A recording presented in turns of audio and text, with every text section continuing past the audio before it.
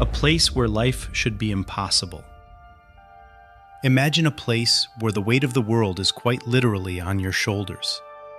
A place so hostile that it feels less like Earth and more like a distant, frozen planet. As you descend into the ocean, the familiar world above begins to vanish. The warmth of the sun fades, the vibrant colors of the coral reefs turn to gray, and eventually, the light disappears entirely. You are entering a realm of crushing pressure, near freezing temperatures, and absolute, eternal darkness. At certain depths, the weight of the water above is equivalent to having an elephant stand on your thumb. By all the rules of biology we understand, conditions here seem completely incompatible with life. Yet every time scientists send a camera or a submersible into these forbidden zones, they find something startling. They don't just find life. They find animals that are thriving, hunting, and reproducing in ways that defy imagination. From fish with transparent heads to predators that use glowing fishing poles to lure their prey, the deep ocean is home to a paradox. An entire world where life simply should not exist, but does. Today, we are going to dive into the abyss. By the end of this journey, you'll understand the alien physics of the deep, the incredible biological superpowers these creatures have evolved to survive, and why this zone remains the most mysterious and unexplored ecosystem on our planet. To understand how life survives in a place that wants to crush it out of existence, we first need to descend. To map out this alien world, scientists divide the ocean into distinct layers, each with its own set of rules. The first 200 meters is the sunlight zone, epipelagic. This is the ocean we know, filled with sunlight, colorful fish, and the microscopic plants called phytoplankton that perform photosynthesis, providing the energy base for almost all marine life. But as we pass the 200-meter mark, we enter the Twilight Zone, mesopelagic. Here, the light begins to fade into a dim, ghostly blue. Photosynthesis is no longer possible, and the temperature starts to plummet. Pressure begins to mount, doubling every 10 meters you descend. Once you reach 1,000 meters, you hit a hard ceiling, the midnight zone, bathypelagic. Beyond this point, there is no sunrise and no sunset. It is a world of permanent night where the water temperature hovers just above freezing. At these depths, the environment becomes a test of structural integrity. Biological tissues that work at the surface would be flattened or rendered useless here. Cell membranes would stiffen, and proteins would fold under the weight. Because of this, the animals that live here have had to break the rules of surface-level biology.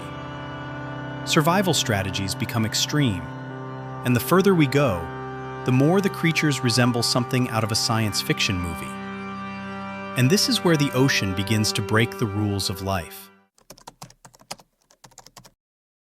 The Twilight Zone is a world of silhouettes. Because there is just enough light for a predator looking upward to see the shadow of a fish above it, survival here is about one thing: invisibility. To combat this, many creatures have evolved to be completely transparent.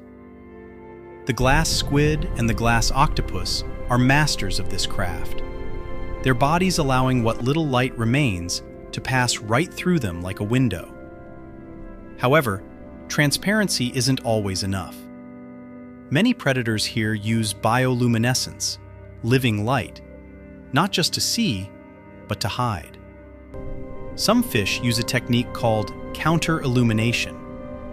They have light-producing organs on their bellies that mimic the dim blue light coming from the surface. By matching the brightness of the water above them, they effectively erase their own shadow, becoming invisible to anything hunting from below. In this zone, visibility equals survival, and the evolution of light becomes the ultimate weapon for both the hunter and the hunted. But deeper still, light disappears completely. Below 1,000 meters, we enter the midnight zone. This is the largest habitat on Earth, and it is a realm of absolute darkness and extreme pressure, hundreds of times stronger than what we feel at the surface. In this void, animals cannot rely on sight to find food. They rely on deception and hypersensitive biological sensors. This is the home of the infamous anglerfish. The female carries a glowing lure, a bioluminescent fishing pole filled with glowing bacteria, to attract curious prey in the dark. Once the prey is close enough, the anglerfish snaps its massive, needle-like teeth shut. Another resident, the dragonfish, has evolved ultra-black skin. This skin is so efficient at absorbing light that it reflects less than 0.5% of any light that hits it, making the fish a living shadow, even if a predator uses its own light to search. In the midnight zone, life moves at a different pace. Food is incredibly scarce, so predators have evolved to be opportunistic. Many have expandable stomachs that allow them to eat prey twice their own size. And others have tripwire whiskers that can detect the tiniest vibration in the water from a mile away. It is a world of ambush and silence. But the ocean has an even deeper secret. Beyond the midnight zone, between 4,000 and 6,000 meters, lies the Abyssal Plain. This is a vast, flat, underwater desert of fine sediment that covers more than half of our planet's surface. It is the most common environment on Earth, yet we know less about it than the surface of Mars. In this deep desert, there is no vegetation. Life here relies almost entirely on marine snow, a constant drizzle of organic debris, dead plankton, and waste drifting down from the productive layers far above. Because food is so rare, many animals here have evolved deep-sea gigantism. Creatures like giant isopods, which look like pill bugs the size of a football, and oversized amphipods grow to massive sizes compared to their shallow water relatives. This gigantism is likely a survival strategy based on energy conservation. Larger bodies can store more fat and travel longer distances to find the rare patches of food that land on the desert floor. In the abyss, life is a game of patience. Even here, life finds ways to survive. While marine snow provides a steady trickle of nutrients, the real celebrations in the deep sea occur during a whale fall. When a whale dies at the surface, its massive body eventually sinks to the dark floor. To the scavengers of the abyss, this is a localized miracle, a concentrated source of energy that can support an entire ecosystem for decades. The process happens in stages. First, mobile scavengers like hagfish and sleeper sharks arrive to strip the flesh. Then, smaller organisms like crabs and shrimp move in. Finally, the most specialized creatures appear, osedacs, or bone-eating worms. These strange worms have no mouths or stomachs. Instead, they use acid-producing roots to dissolve the whale's bones and extract fats with the help of symbiotic bacteria. A single whale carcass can provide as much food as would normally fall as marine snow over 2,000 years in that same spot. These islands of life prove that even in the most desolate corners of the earth, the death of a giant can bring life to thousands. But the deepest parts of the ocean are even stranger. At the very bottom of the world lie the ocean trenches, the Hadal Zone. These trenches, like the Mariana Trench, descend to depths of over 11,000 meters.